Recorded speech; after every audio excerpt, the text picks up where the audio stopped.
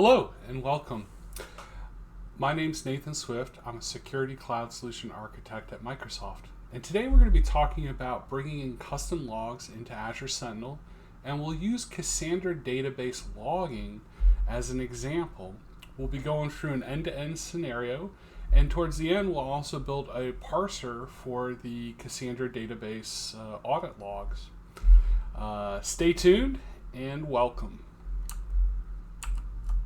All right, let's get into this. So what I went ahead and did was I spun up a RHEL 8.2 virtual machine to get us started, and I went ahead and installed the log analytics agent into that RHEL 8.2 machine. And so you'll hear different words and things around this. Sometimes you'll hear the vernacular or the parlance Microsoft Monitoring Agent or MMA or Log Analytics Agent or OMS Agent, Operations Management Suite. All these are one and the same, right? Microsoft Monitoring Agent is usually for Windows, and Log Analytics Agent is usually for Linux. Now, there is a newer agent that we could use called an Azure Monitor Agent. In fact, it's highly recommended that you use Azure Monitor Agent to do your security logging.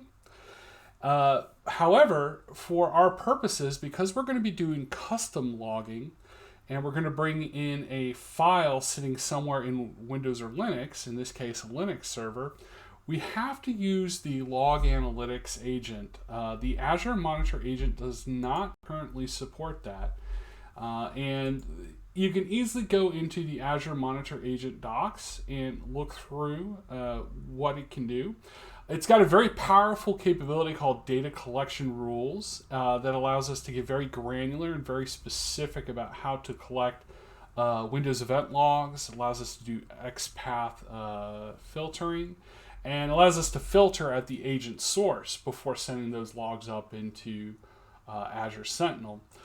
In this case, however, because we're going to be doing custom logs, and at the time of this recording, October 8th, 2021, custom logs are not yet supported with the Azure Monitor Agent. So I went ahead and decided to use the legacy or the classic or older Log Analytics Agent. Nothing wrong with that. Eventually, Azure Monitor Agent will have full parity with the Log Analytics Agent capabilities for the most part, including custom logs and other scenarios. However, today, it's just not there. So we're going to go ahead and just pivot over to the server here. And to help us get started, we do need to install Cassandra. And in order to do that, we're going to need to install Java as well, as that's one of the prerequisites. So to get us started, we'll just go ahead and install Java.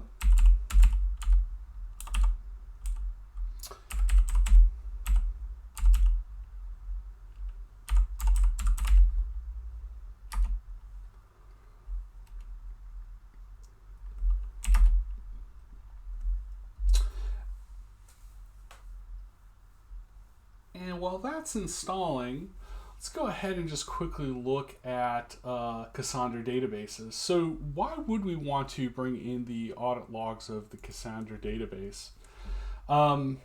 Recently, within the summer of 2021, there was a lot of cybersecurity researchers out there that have been looking at, unauthenticated databases exposed on the internet. And one of these articles that I kind of pulled up recently revealed they went across multiple databases, and in particular, Cassandra is a open source database, but it's a non-relational database. And so we've seen a rise in a popularity over the last several years in cloud computing with non-relational databases acting for applications. And in these non-relational databases or NoSQL databases, by far and large, they're very popular among the open source community. And so what they found, though, over iterations, especially of the Cassandra database, is a lot of the older versions of Cassandra database are, by defaults, by those security features, by default installing Cassandra, a lot of those features are disabled and they have to be configured and tuned. And it's potentially that a lot of people out there that have been building applications or testing applications have been using open source non-relational databases, NoSQL databases. And like our friend at Microsoft, Abel Wang, would say, you don't accept the defaults, meaning you've got to read that documentation, you've got to secure that properly. So what they found was quite a number of these databases open in June of the year, and they were, a lot of the older versions in particular were available on the internet, exposed. And, because they're older versions of Cassandra, would have a lot of, by default, a lot of security things wouldn't be turned on. So some of this has changed, right? There's newer versions of Cassandra. And one of the newer versions we're going to be working with in particular is version 4.11 or any version 4.0 or higher. And the reason for that is when Cassandra 4.0 came in, they basically created default audit logging as part of the software. So in Cassandra 4 or higher, if you have a Cassandra database in your enterprise, you can turn on audit logging if it's not turned on. If you have an older version of Cassandra, versions 3 or 2, it's possible that you might be able to install a module, but the software is not really there to turn on the database audit logging in those older versions of Cassandra. So for that purpose, we'll be using Cassandra 4. Let's go ahead and quickly get Cassandra into RHEL. And in order to do that, we are going to have to add some data into the Yum repo in order for it to find the package. So we're going to create a Cassandra repo. And I'm just going to use Nano to create this file. And I'm going to cheat a little bit because I don't want to type everything out. I'm going to go ahead and copy this and paste it over here. All right. And we'll go ahead and write this out. All right. Now we'll just do a Yum update. Ooh, interesting. All right. Looks like I miscopied the configuration a little bit. There should have been an extra line between these two guys here in the repos file. So with that change, and when in doubt, always read the docs. And there it is for installing Cassandra. So is this okay? We're going to go ahead and get this guy going here.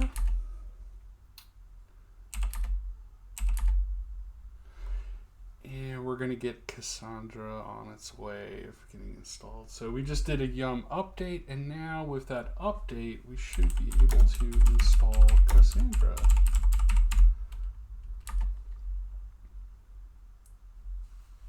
Here we go.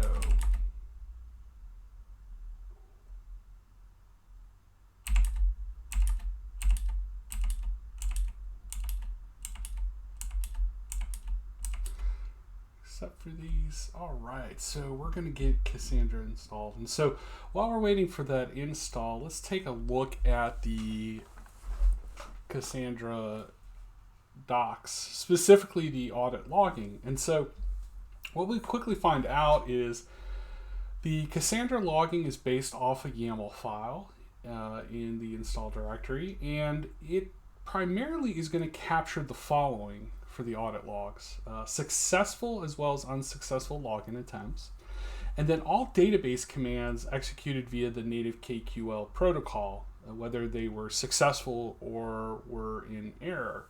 And so this will be helpful later from an audit perspective, because we'll be able to see who's connecting into the Cassandra database, what command KQ or CQL commands are going to be ran against that Cassandra database.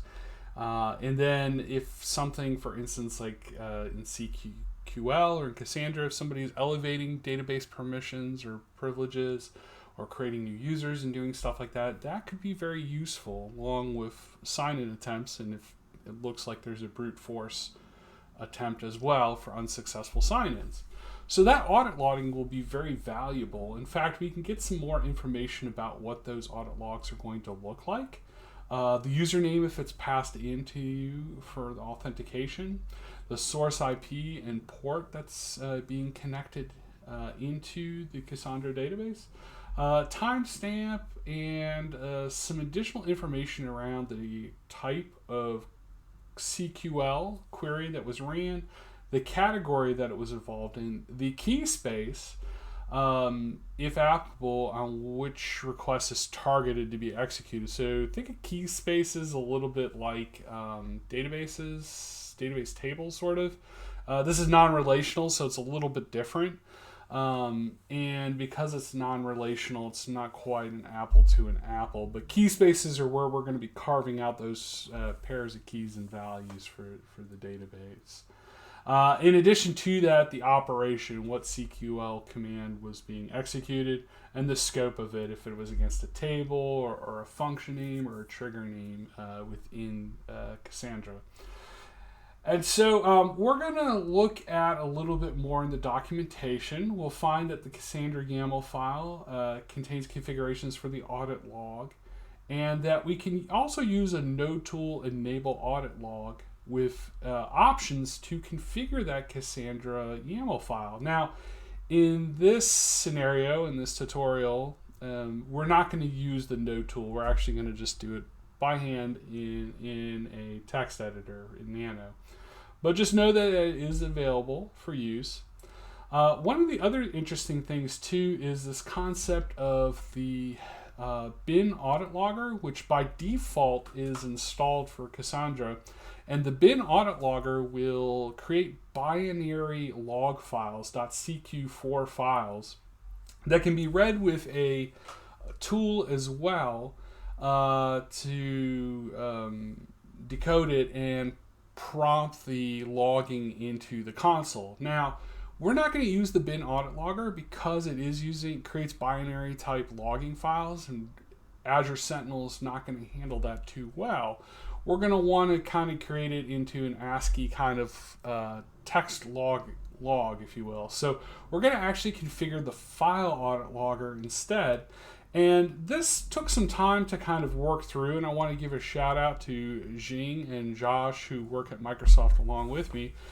They helped me kind of figure out where exactly this file audit logger was, and specifically where this XML code was involved with. So we'll see this very shortly, but we're going to be configuring Cassandra YAML file. However, in order to update the logging and to update the appender so that these files get written in their own audit directory and audit log rather than the system.log, we will use something, and it's not documented here, but there's a file called logback.xml, and logback.xml is where we'll uncomment this information in order to set that up. And the reason for that, right, is if we switch from bin audit logger to file audit logger and don't uncomment the logback.xml file, the audit logs will get merged directly into the system.log file. And while audit logs are useful, what might not be useful is the system log with the audit logs in it. And the reason why I'm saying all this is because the system log is going to be probably like 90% system logs, 10% audit logs if you configure it that way. And those system logs are going to be like metrics, replication status, health of the database, or the key spaces. It's going to be a lot of system information that is not very security related. And so in order to A, reduce your costs of ingesting the Cassandra database audit logs, but B, also reduce the noise, we're actually going to configure that logback.xml file and create a specific audit log instead of rolling it into the system log. So we're going to be doing that as well. So I'm going to jump over here, and in fact, Cassandra has finished installing. So I'm going to go ahead and do the old service Cassandra start here. And we're loading up the Cassandra service. And we'll do just a status to see what's going on here. It's active and running. We've got no problems with it so far. So the other thing we're going to use, just quickly check to make sure not only is the service running, but is the database itself running correctly. So we're going to use something called node tool and then status. And we will see, oops, possibly an error as it's starting up here. We can see here, has this node finished starting up? And I believe the answer may be no, so we'll give it another shot here. And there we go. The node in the Cassandra database is up and running now. So now what we're going to do is we're going to configure the Cassandra YAML file. And to do that, we will go ahead and open up a text editor. We're going to drop into the etc folder, into Cassandra, into the conf folder, and then we're going to update the Cassandra YAML file. And the logging for audit is towards the very bottom of this file. Oh, there we go. So I'm just hitting page down like crazy, and here we go, the audit logging. And so we're just going to make a couple changes, and you have to be very careful when editing YAML files by hand here. They are indent based, so if we miss something, we will we could cause a problem with the database starting back up. Go ahead and we'll get back into this.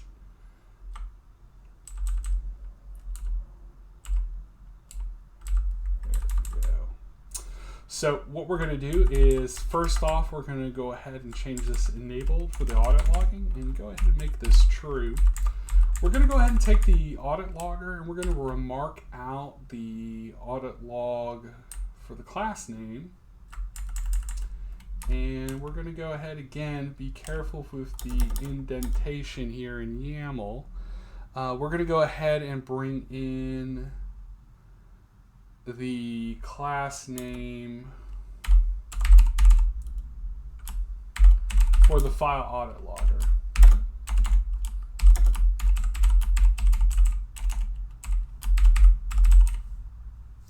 All right.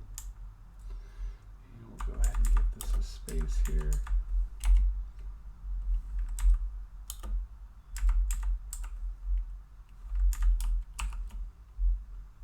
Okay. Dash class name.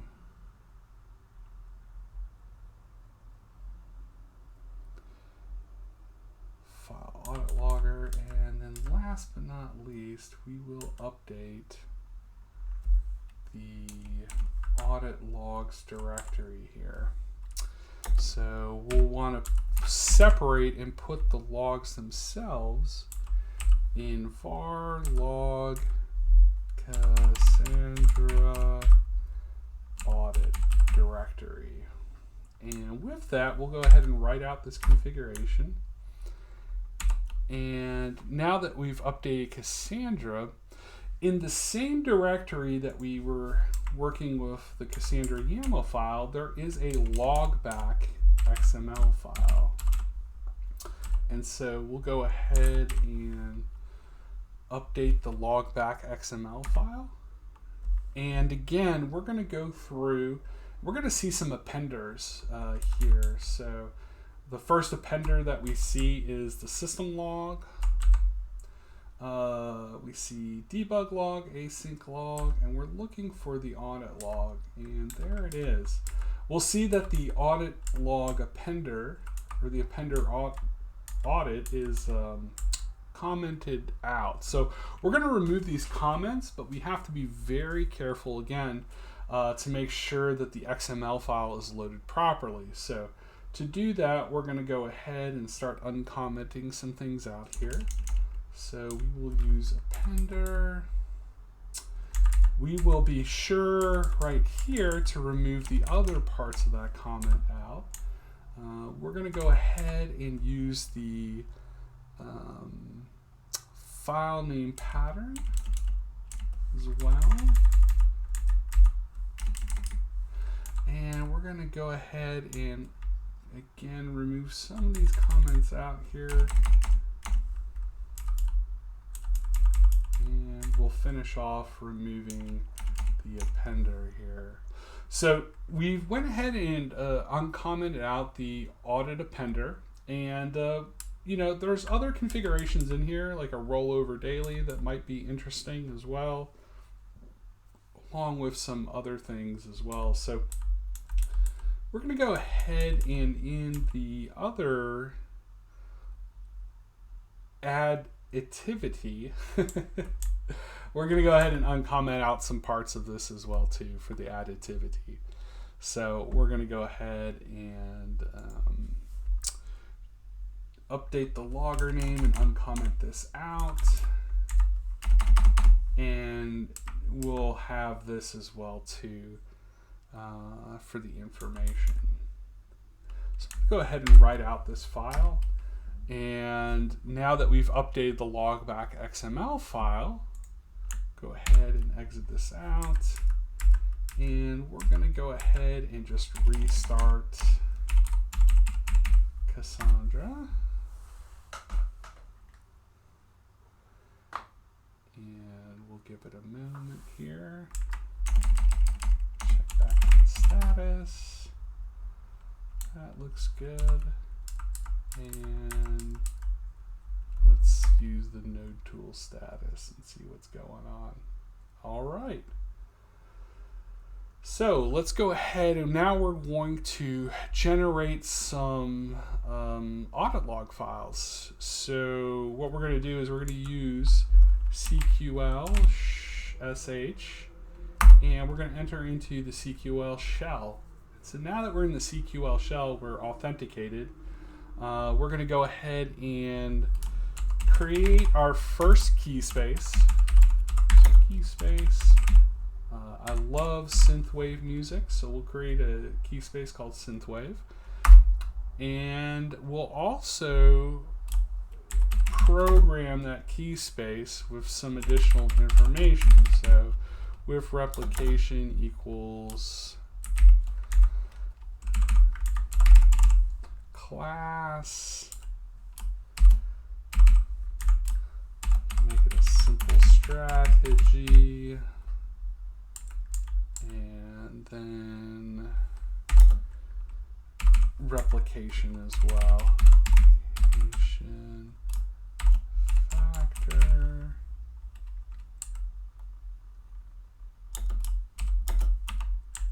of 1. And anytime you're using CQL shell in Cassandra, if you put a semicolon with your last command, it will continue to add those commands in, and that semicolon will then execute all those commands that you've put in there. So we went ahead and created key space, synthwave, with some information about its replication pattern. So go ahead and hit enter here, and we will quickly see this. So we'll select star from the system schema key spaces, and again we're going to use the semicolon to execute it, and there we go, we see synthwave in there. So I'm just going to go ahead and let's accidentally star from,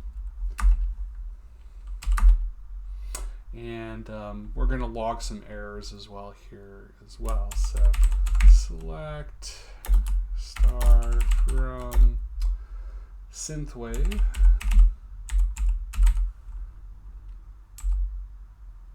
and let's see here, key space is, continuing to generate some stuff in the audit log file. So I'm going to go ahead and quit, and then I'm going to go ahead and take a quick peek here and see if we can't do something silly like -u. Now, mind you, I haven't created the database users yet or assigned them privileges, but just again to kind of generate some stuff here. And because those things haven't been generated, and I haven't, as Abel Wang would say, don't accept the defaults, but I am accepting the defaults. We can see here that because I'm an elevated user right now, I can get into the database. So we're going to exit this guy, and now we should have a log file. So let's just quickly look out there and check. So I'm going to go ahead and check the log file. The directory was var log Cassandra. I believe it was audit and audit.log. There we go. So we know that the configuration is working now correctly after we uncommented the logback.xml and made some changes in the Cassandra YAML file. And now that this is working, we have a specific audit log file that we can send to Azure Sentinel. Now, in order to do that, we do need to install or get this sample log file sent into Azure Sentinel. There's ways to do it programmatically, but I'm going to use the Azure portal experience for today. In order to do that, though, I've got to get this audit log file off this private IP address that this virtual machine is on. So I'm going to go ahead and install azcopy to allow me to upload that file. And so quickly found Thomas Maurer. If you are not familiar with his work, he works at Microsoft. He writes some amazing articles, and one he was writing about was just how to install azcopy for Azure storage. And very simple, just a quick wget, tar to expand the archive, and then to copy it into a directory. So we're going to use those commands here to get us going. So let me see what directory I'm in. Okay. Let's go ahead and get this downloaded. Let's go ahead and get this expanded here. And let's go ahead and get this copied so that it's available for use in the system.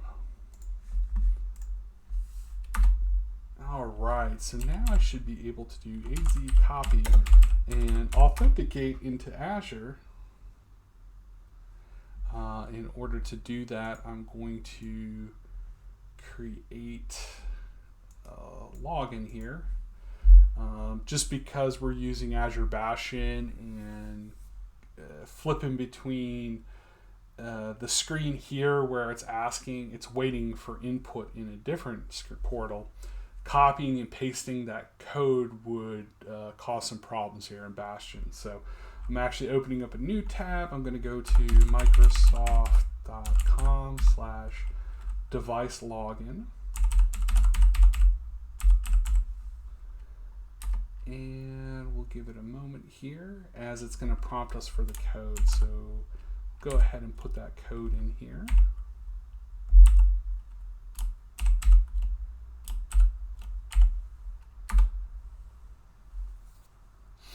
And we can see we're authenticated. And we're signed in now with azcopy.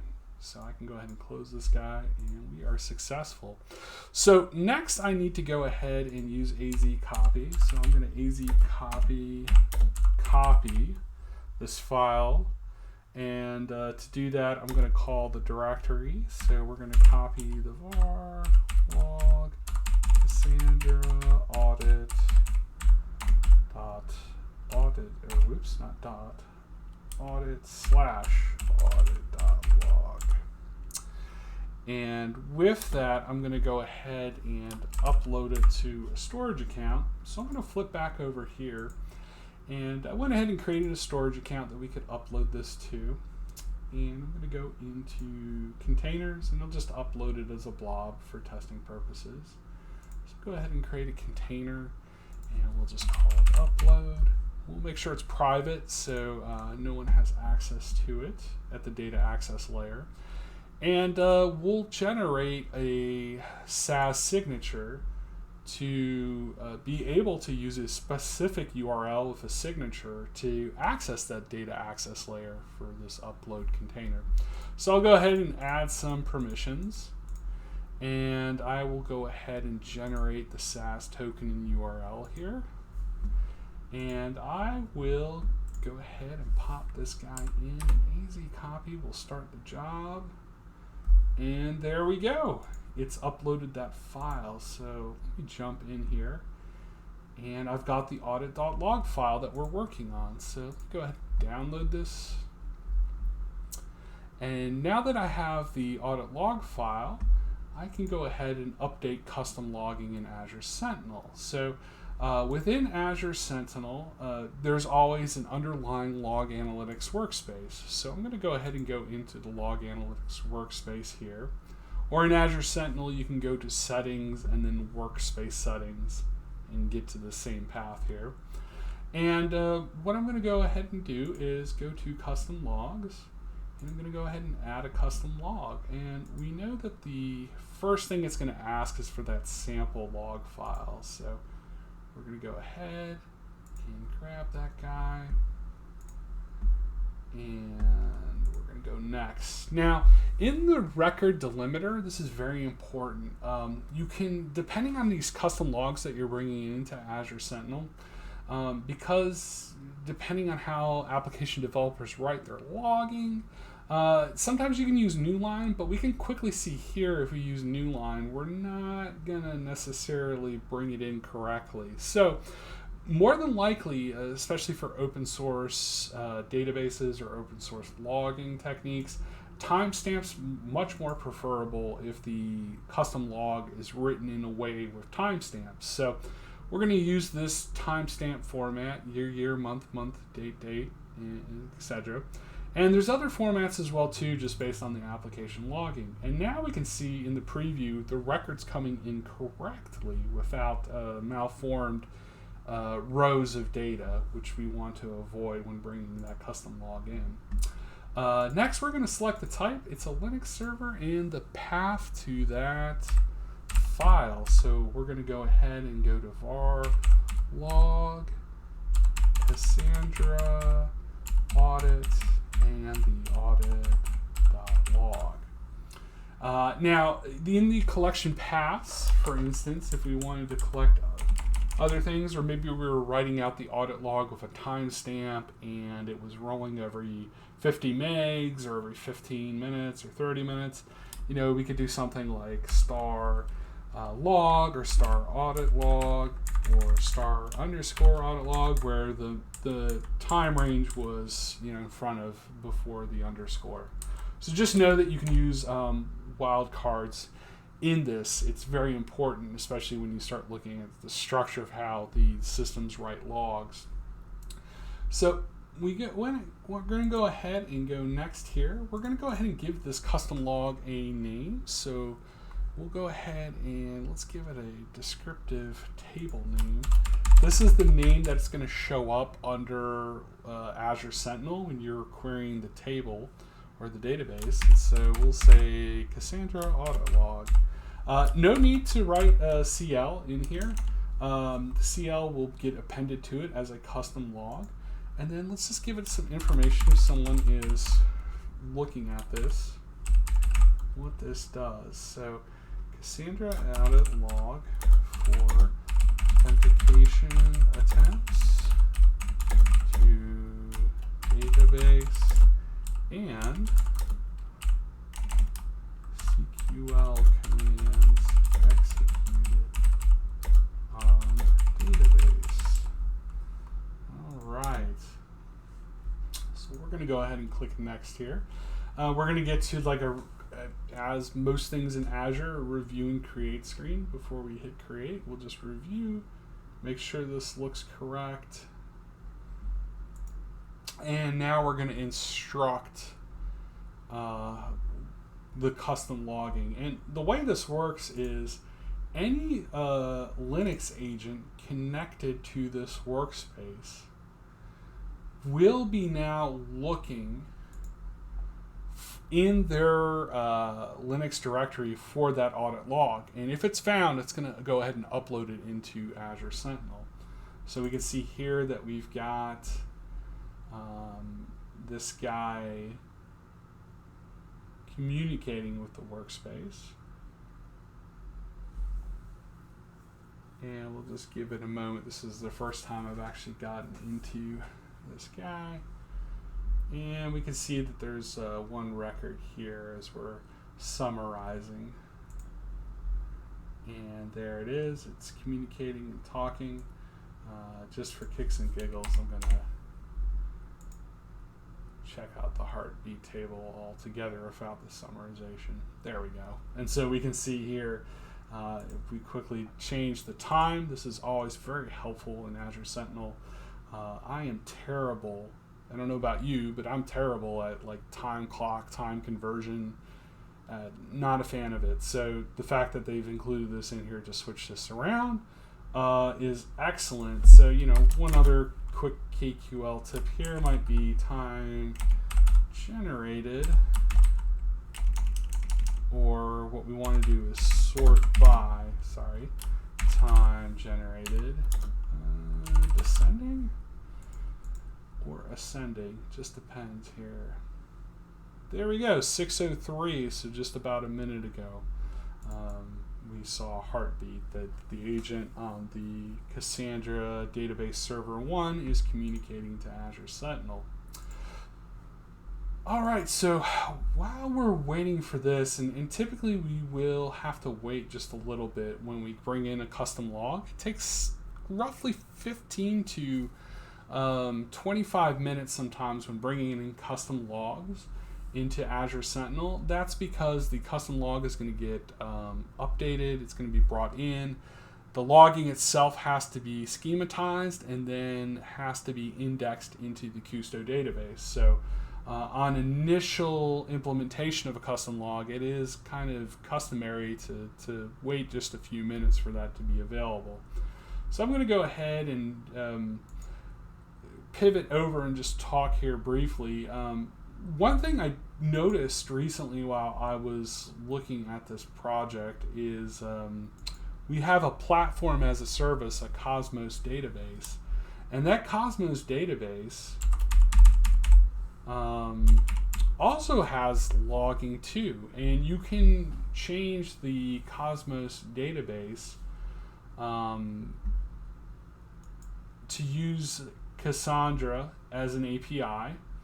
And in fact, there are, you can export those raw logs out of the Cosmos database. So you can get the requests to the API, the control plane to Cosmos for the Cassandra database, and the control plane as well or the data plane, I'm sorry, for the Cassandra database. So very cool to kind of see that baked into the platform as a service. In fact, if we go to the data plane and start looking at the schema of this, we'll see some interesting things like we were seeing in the Cassandra log file. So we'll see some stuff like type and what the CQL commands were being ran against that. So tons of logs here. I definitely recommend this link here, and I'll drop it into the description notes. The Azure Monitor reference for all the tables. So if you ever want to know about any cloud native or schema that's out there, this is a really great tool to quickly reference and see the schema. The other one that I really like too is if you look for, I believe it's going to be Azure Monitor logging and schema, and a quick Bing search, you'll find this document here called Azure Resource Logs, Supported Services and Schemas. And the reason why I like this one as well too is maybe there's a particular PaaS service that you're interested in collecting the logs, but you're not sure what those logs are, or if that PaaS service or Azure Fabric service has that. So under the service-specific schemas, you can always do a quick Control F, for instance, and look for something like Key Vault or Front Door, and quickly find out where that logging is.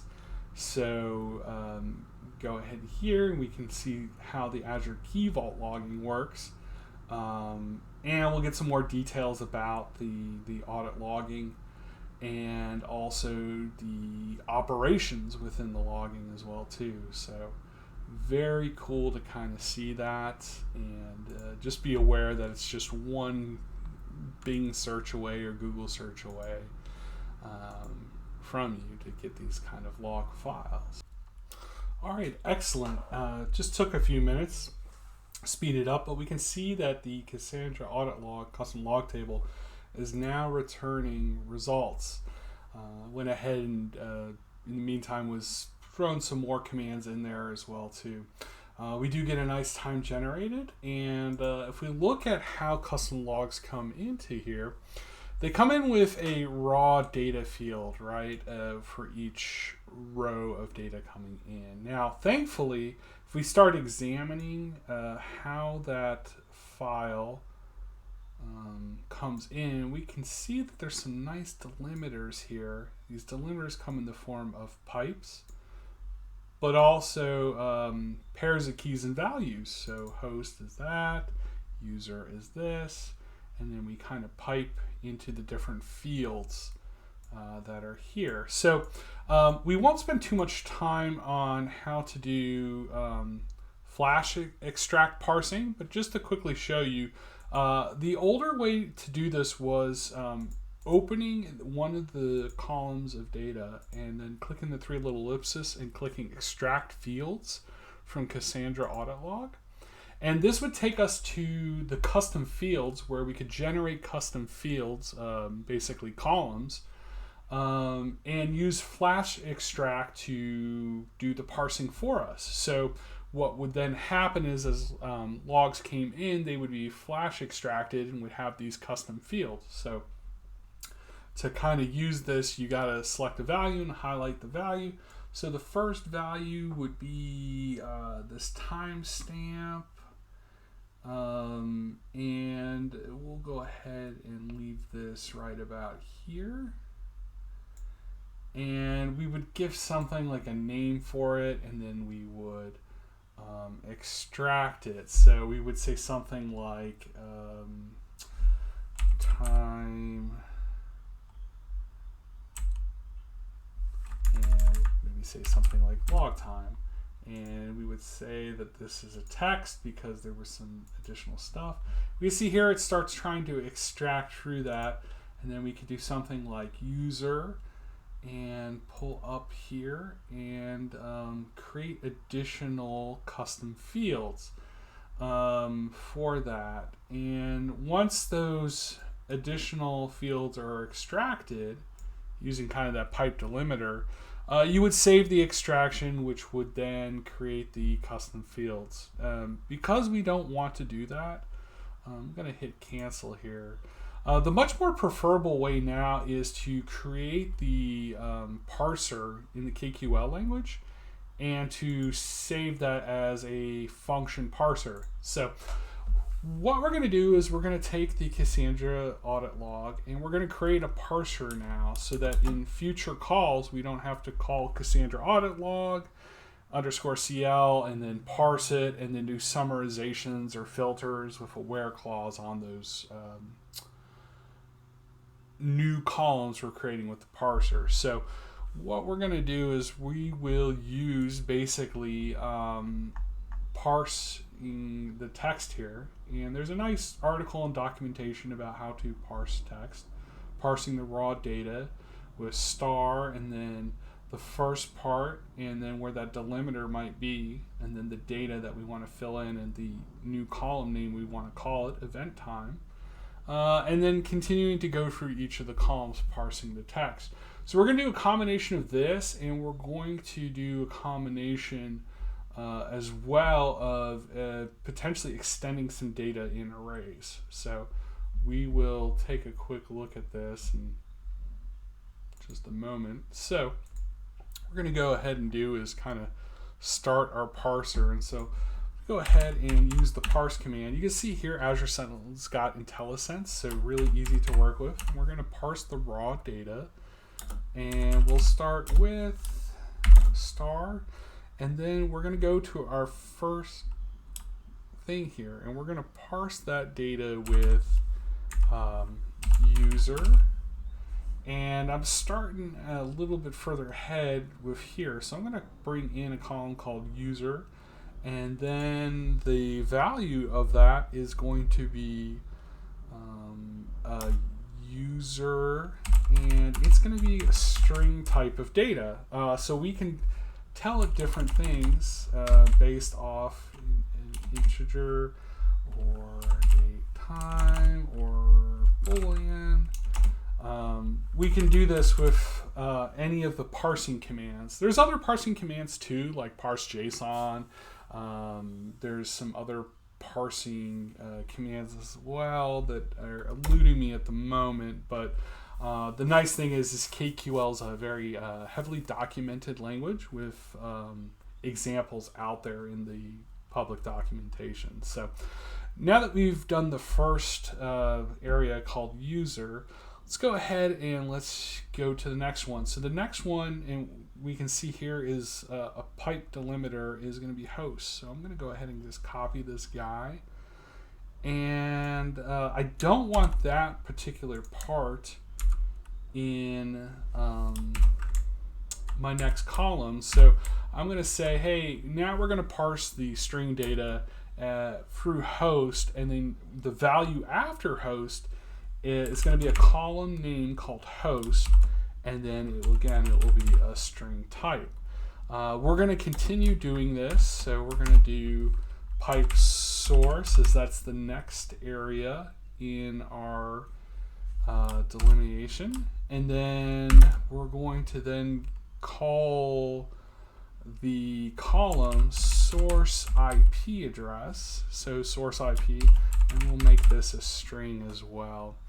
We're going to continue doing this across the pipe delimiters here.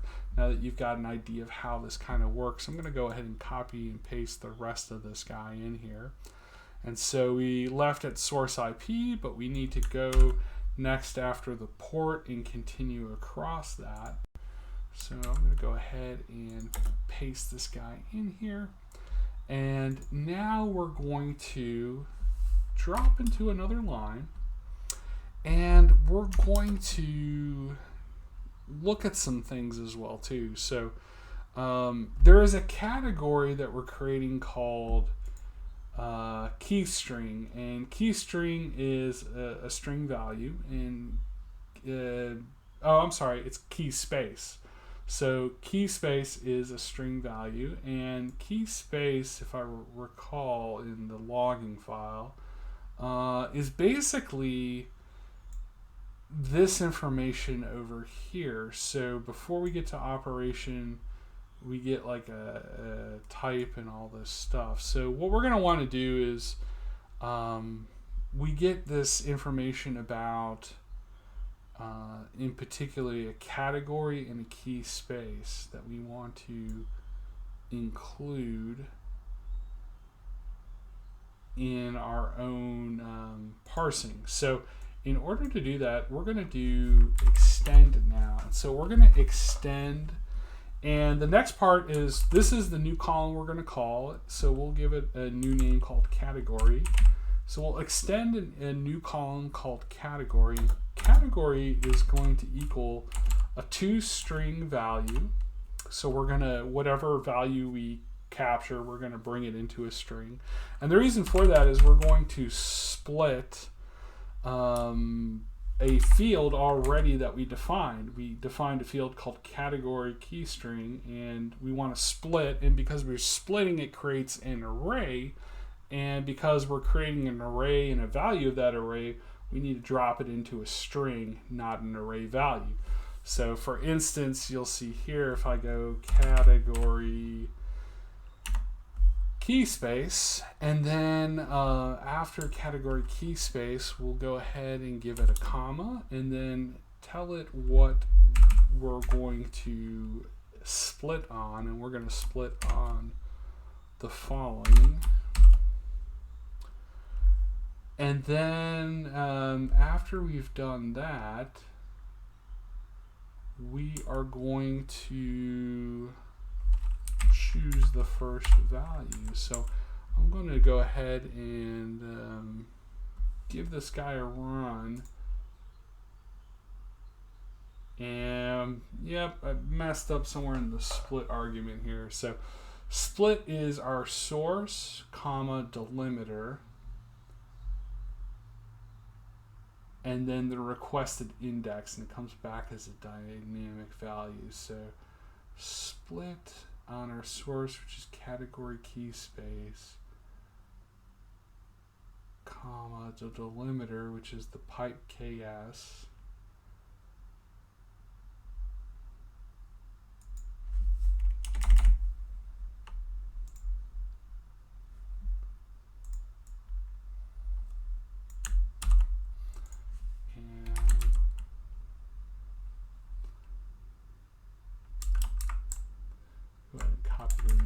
this from Notepad here. There we go. So if I weren't to take that toString, just to show you as an example, we have a new extended category here called error, and then a DDL.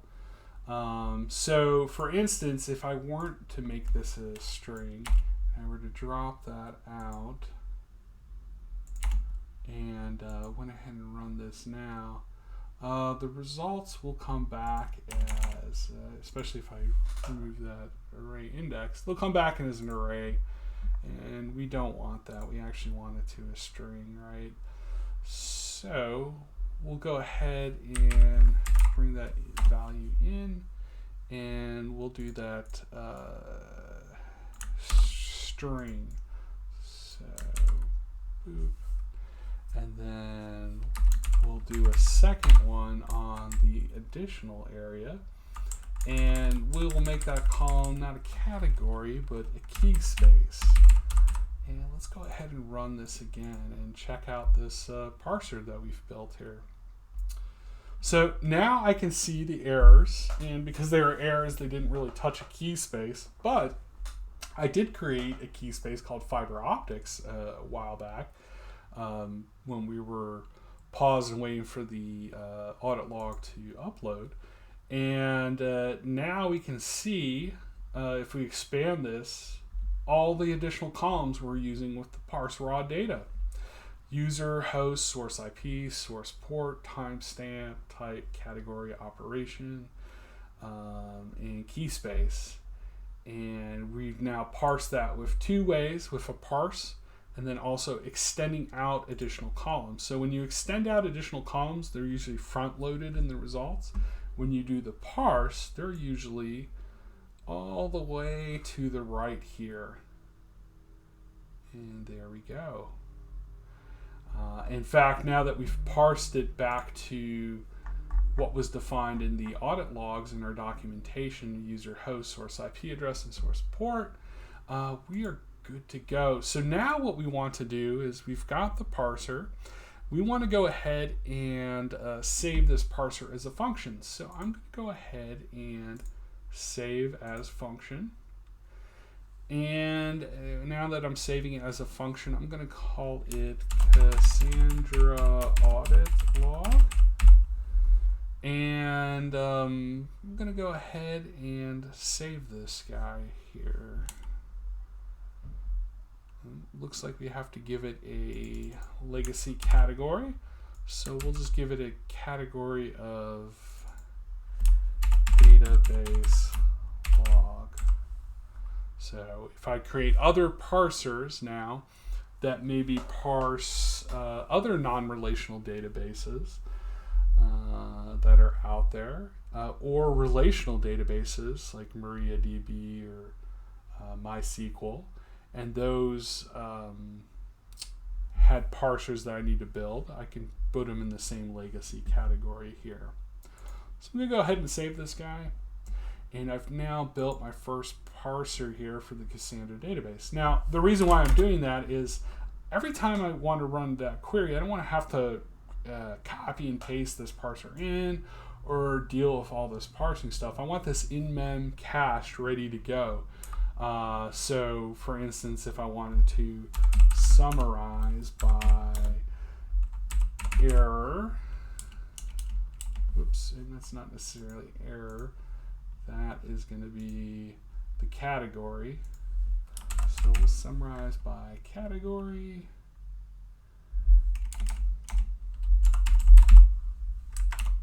And then we will summarize also by the category and the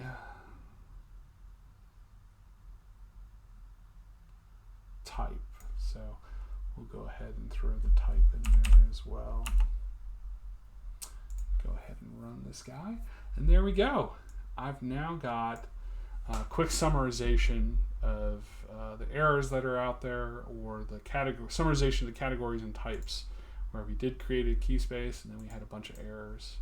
I could further do like a count by to get some counts and numbers of how many errors versus how many create key spaces that occurred. Now, again, I don't want to have to deal with all this. So the nice thing is I should be able to use the Cassandra audit log without the CL. And now when I call that, I should get everything pre-parsed. So let's go ahead and take a look. And there it is. Everything is already parsed with us by calling the Cassandra audit log, or whatever name we wanted to give that parser function. And everything comes along. We don't need to write all that stuff out. So this is just another great way, again, where I could go ahead and look for the category does not equal error. And there we go. There's our audit log where we successfully created a key space, and we extended these two columns here to have their own category and key space that was involved with that operation. And there we go. We've got a nice little parser built.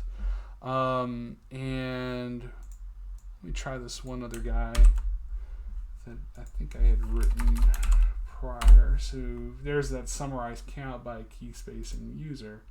Now, we haven't really created any users yet, but we can see here as we're going in, running into the audit logs, we do have a fiber optics key space that was used by an anomalous user one time, and then in the audit logs, just basically errors, since there was no key space here. So we would maybe throw category in here as well to go ahead and just give it some more information. And there we go. So there's the category, error, 4 of those by anomalous user. Again, this is a great way to bring in your custom logs that are being written to a file or folder path in Windows or Linux.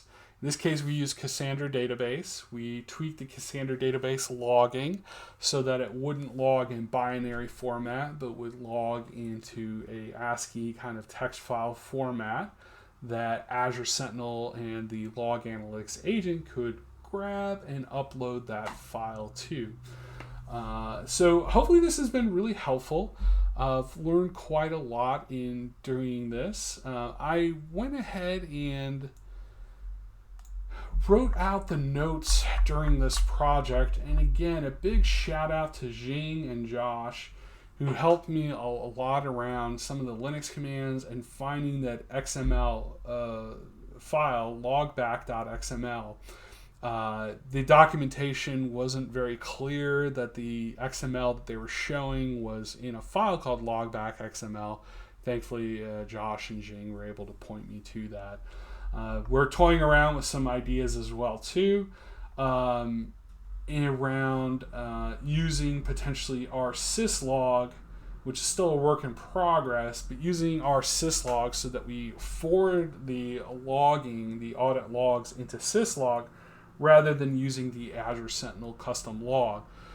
That way, this would be a different method to collect logs and do syslog forwarding, and the result would be very similar, where we would have a syslog, and then in the syslog we would have to parse the messages as well, like we did here with the raw data. So again, be on the lookout for that.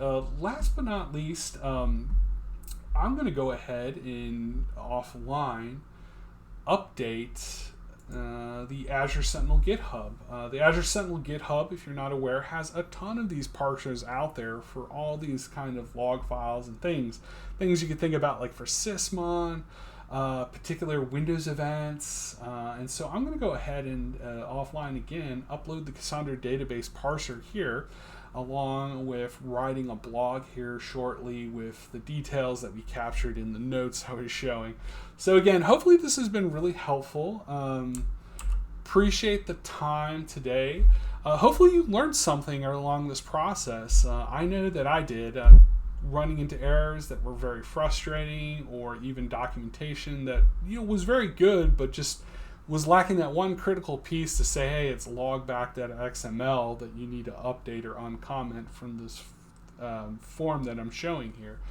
So again, hopefully this has been helpful, and have a wonderful day. Thank you.